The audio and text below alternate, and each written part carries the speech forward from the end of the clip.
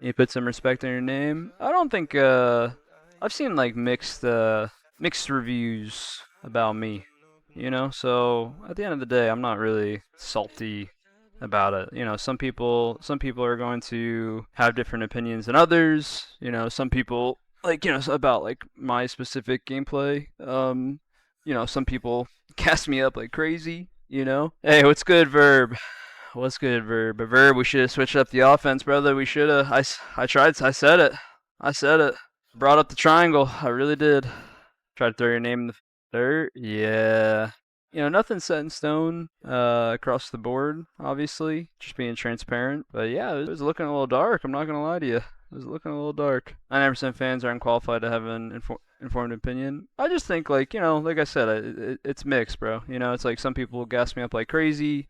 I saw active tweeting and going to war for me about being the best player overall and stuff like that. And I think that, you're gonna at the end of the day when it comes to social media, you're gonna get mixed reviews. Gaming in general is just always what you did at the last event, and that is what is talked about and even if you did well at the last event, like if you didn't place well or whatever, then people are going to obviously have different opinions. Why did Little B keep saying Eco and him are the only people being optic? I'm not gonna talk too much in depth on stuff. I'm gonna try to answer questions. Obviously, we're streaming. I talked to the chat. At some point, I'm going to talk much, much, much more transparently on stuff and give a lot of thoughts. But right now, right now, I think I want to make sure that I don't kind of go overboard on talking about stuff because at the end of the day, I'm kind of heated over it and a bit frustrated with it. So I just want to make sure that I'm not speaking off of emotion, which I don't really think I do too much. So I don't think I would probably have that problem, but you know what I'm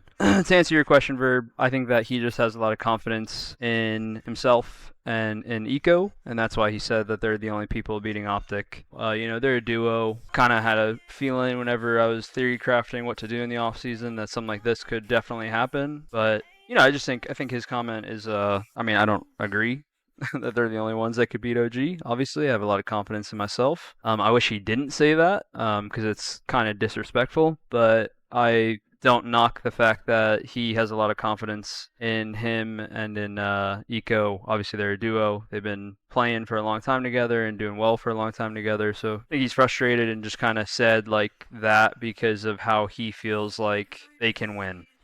Please tell us you're not going to retire. I don't plan on it. I don't plan on it. Nothing's set in stone overall. I'll be 100%. I was definitely thinking about it, and that's not like it wasn't a guaranteed thing to happen or whatnot. But all this drama stuff is going on and team changes going on and whatnot, and it's been a really frustrating like year and a half, like going back to last year. Just being honest, like speaking for myself, like I care about this a lot and I want to win more than anything, and I put in the time to do it, and I try to be the best teammate I could be, best player I can be. I don't give a about stats and this and that, and I'm gonna gas myself up for one quick second. I've been doing this a long time, and truthfully maybe people don't think I'm good or whatever the case may be. But from my perspective, when it comes to competing, and this is like the egotistical part, so bear with me, but I could do whatever my team needs me to do. If you want me to drop 1.4s, I could drop 1.4s. You need me to do all the OBJ, I can do all the OBJ. Damage, cool, no problem. But at the end of the day, the game is about winning, and KD and all that and this and that doesn't really matter. And when you align your team, usually I don't need to play that role or need to play for kills and this and that because that's other people's strong suits, and other people's strong suits aren't playing every part of the game. And that's not a shade to anybody because every person, every player has their niche of what they're good at and what they're the best at, So that's for me what I've always done as a teammate and player. I don't mind having to sacrifice stats and kills or whatever to just make sure that other people are thriving. I think the big thing with me that people look at is stats or whatever. I mean, truthfully, just being honest, I don't think I had really bad stats on this past team either. Pretty much any team. But yeah. I really wanted to join SSG because I thought their motto was like, just play the game. And it is. They have a very instinctual way of playing at the end of the day. And obviously they've always done that. So I'm not knocking it at all, right? But with our team, it just felt like we were overthinking everything and trying to basically play. How do I word this correctly? Like, we just, like they won 4 out of 5 events and they wanted to really replicate the same way that they played last year, which I would argue I don't think that they really actually understood how they played last year. And that's like somewhat, again, egotistical because they were on the team. But like when you get in your own heads, like you start failing at every part of the game. I don't mean any shade to them by that at all, because they have plenty of valid critiques and stuff like that, and I think it was 100% valid. We had a lot of issues. It's not any one particular person's fault or anything like that. We just didn't mesh. The reason I say that they didn't know how they played is because they just play so instinctual, which has been amazing for them, that when we started failing on plays and situations, like they didn't even know what necessarily they might have done last year either. Like last year, like yeah, they played quick. They also held setups. Like our team, when we were playing, like refused to hold one setup no matter what, because we're so in our heads about pace and this and that. Some of that is valid. Some of that I think is like overblown of just not playing the game. How early did the issues start in the season? Pretty quickly. Started playing and it was pretty good, and we were vibing, and everything was all good. We had a really good scrim with Shopify when we first started playing. It was early days, and we had like a 9-6 scrim. And then pretty quickly after that, I think we just started overthinking the game and whatnot. And I think that's why we just went backwards a lot as a team, which happens. It's okay. It is what it is. It's not anyone's fault. It's just you said y'all weren't even a team. Yeah, I didn't really feel like it, especially towards the end. The reason I said that it didn't feel like we were a team is just because towards the end, it just felt like we just really kind of gave up. Psyched when you guys almost knocked Optic out, though. We should have, man. And I think the OG series was really the first series that it felt like we played like a team. I never really lost faith in us fully as a team, even if it felt kind of like toxic to deal with. But like we had all the potential in the world, and from my perspective when we were playing, like there were certainly moments against every team that it looked like we could be the best team in the game. But you got to want to do it together, and you got to trust each other, and have belief. And I think especially by the end, I just don't think we had that. That Optic series was progress in my opinion, even though it meant 8th place. It was progress, but it wasn't, Courtney, because at the end of the day, like we were always capable of playing that way. What's good, little Gators?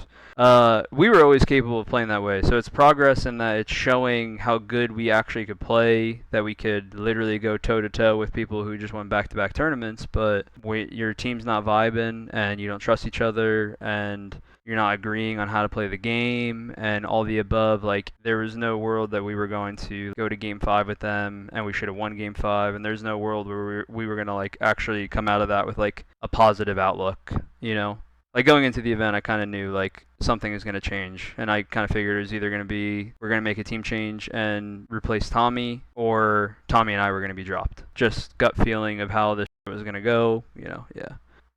Who was making everyone watch film? I think, B kind of like clarified it for people. APG's chat, I think it was. Like he said, like it was just a collective thing. The VOD is like kind of overblown, I suppose, because I guess of what Braden said, which is a whole separate thing of like going and saying that in the middle of trying to figure stuff out. I don't agree with it. I don't like really. I'm not like mad at him about that. Obviously, I don't really give a. But yeah, I think it was just a collective thing. I mean, obviously, Tommy and I are used to watching a lot of VOD. I really try to buy into what they wanted to do, and like if it, after Arlington, it was like we need to watch less VOD. It's like, all right, cool, let's watch less VOD. No problem. I don't mind it. But I think that like at the end of the day, like even knowing their team last year, like they did watch VOD last year. That's besides the point. We probably watched too much though. Like we probably watched too much. But at the end of the day, like we were coming into a different team and different style, and like I just think the purpose of VOD, and you got to be careful with it, because I think the purpose of it is to make sure you get on the same page and are understanding how each other want to play the game. And that was kind of in the beginning why I thought we should be watching a little bit of VOD, is because we need to actually learn how to play together and learn these, like, and it's not, this is a thing that we did talk about, which I fully agree with, is like not nitpicking every play and this and that, or whatever. It's just like learning scenarios. Like, we're on Livefire Oddball or Livefire Hill. We have the hill half capped here. How the f are we playing it? Because when we play a scrim game, some of us are turtling to the hill, some of us are running out. We're not working together. Whatever the.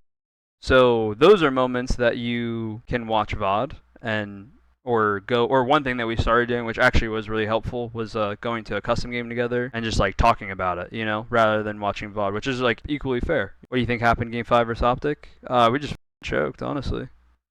What were some of the main disagreements on how to play the game? You don't have to go into detail. I just don't think we clicked. I don't even think there were like crazy disagreements on it. This is just like what happens with teams overall, is that like when you start getting in your own head, like it's really really tough to like snap out of it. It happened with my face team last year, where it's like you have all the talent in the world, and like going to this year and like everyone's playing great, so it's just you have to click overall and just kind of like trust each other, and I think that over time we just lost that more and more and more.